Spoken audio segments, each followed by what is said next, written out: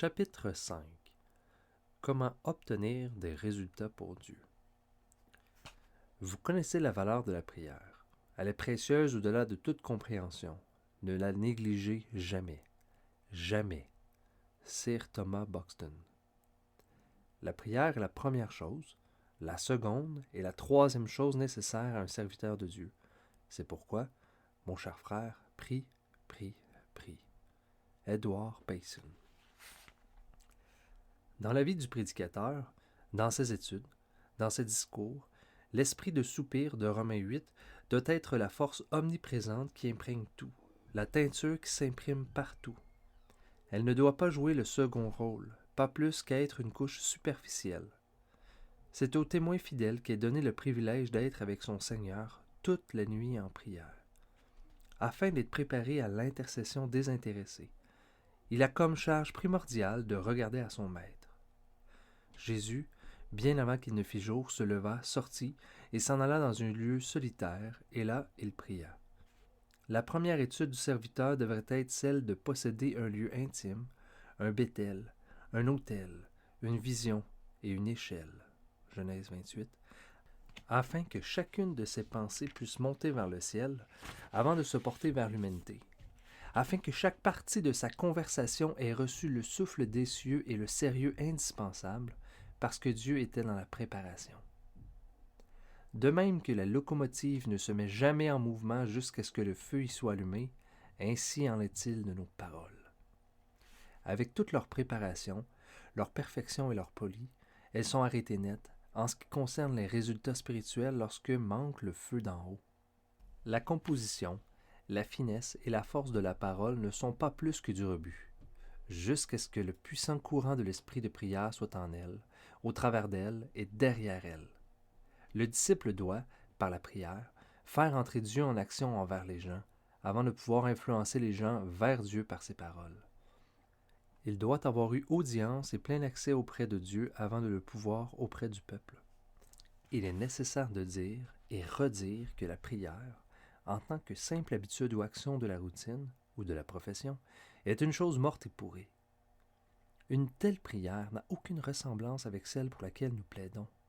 Nous mettons l'accent sur la vraie prière qui engage et met en feu chaque partie de l'être, la prière qui est née de l'union vitale avec Christ et de la plénitude du Saint-Esprit, celle qui est l'expression des profondes fontaines de miséricorde débordant du cœur du crucifié, de cette immortelle sollicitude pour l'éternel bien de l'homme, d'un zèle dévorant pour la gloire de Dieu, d'une conviction si totale de l'œuvre si difficile et délicate du gagneur d'âme qu'il crie son impératif besoin de l'aide du Tout-Puissant. La prière fondée sur des convictions si profondes et solennelles est la seule prière digne de ce nom. Le sermon issu d'une telle communion est le seul qui sème la vie éternelle dans les cœurs humains et bâtisse de vrais hommes pour les cieux. Il est vrai qu'une prédication populaire peut exister. Elle est plaisante, attrayante, mais pas mal intellectuelle, littéraire, logique. Elle possède une certaine mesure et une certaine forme de bien, même avec peu ou point de prière. Toutefois, le sermon qui atteint avec certitude le but de Dieu dans la prédication doit être né de la communion avec le divin pédagogue, de sa première pensée à son dernier effet.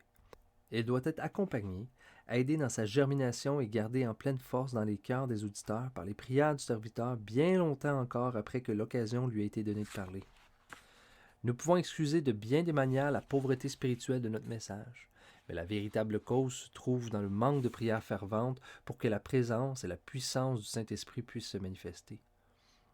Il y a des quantités de prédicateurs qui peuvent délivrer de magnifiques sermons en leur temps, mais les effets en sont éphémères. Ils n'entrent pas en ligne de compte comme facteur d'édification dans les régions de l'esprit où se livre la terrible guerre entre Dieu et Satan, les cieux et l'enfer. Ils ne sont pas puissamment actifs et victorieux par les armes spirituelles. Les serviteurs qui ont de solides résultats pour Dieu sont des hommes qui ont d'abord prévalu dans leur supplication avec lui, avant même que de s'aventurer à supplier les hommes de se réconcilier avec leur Seigneur. Les messagers qui prévalent le plus dans leur intimité avec Dieu prévalent aussi lorsqu'ils se tiennent devant les hommes. Les prédicateurs sont des hommes comme vous et moi. Ils sont souvent pris par les puissants courants qui agitent l'humanité. La prière est une œuvre spirituelle, et la nature humaine n'aime pas une œuvre qui, comme celle-là, la met si durement à mort. L'homme naturel désire voguer vers les cieux sous une brise favorable et par une mer d'huile. La prière est une œuvre humiliante. Elle abaisse l'orgueil et l'intellect, crucifie la vaine gloire, signe notre banqueroute spirituelle. Tout cela est dur à avaler pour la chair et le sang. Il est préférable de ne pas prier que d'avoir à supporter cela.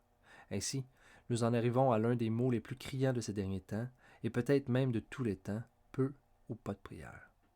De ces deux mots, peu de prière est peut-être pire que pas de prière du tout.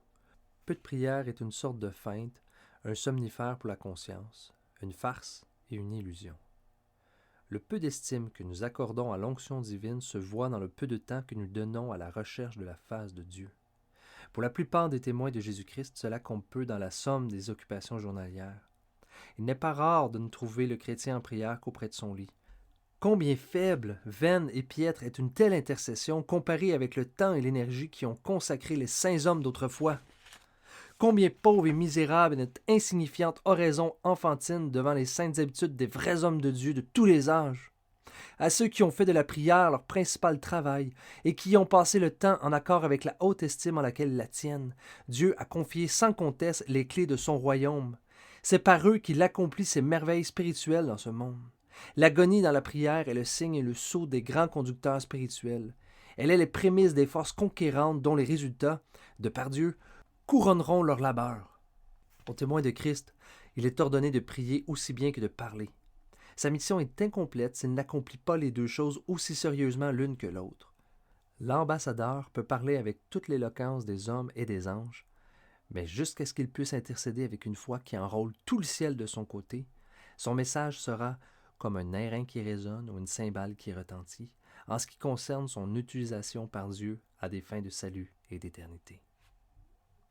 Question. Aide. Première question. Dans quelle disposition suis-je à la lecture de ces messages? Est-ce pour moi une nourriture qui me remplit de soif pour mon Dieu? Ou de simples répétitions du blablabla, du fanatisme? Pour quelle raison profonde? Deuxième question. Comment vois-je maintenant la prière? Moyen de grâce de mon Dieu? Condescendance inouïe de mon Sauveur? Troisième question. Y a-t-il quelque chose que je ne comprends pas encore? Quatrième question. Que vais-je déjà commencer à faire vraiment? Pensez. Selon Actes 1 à 8, il ne faut pas moins que toute la puissance du Saint-Esprit pour que nous devenions, petit à petit, de véritables témoins du crucifié. Suivre ses traces ne peut donc être qu'abandon de foi à son action, seule spirituelle.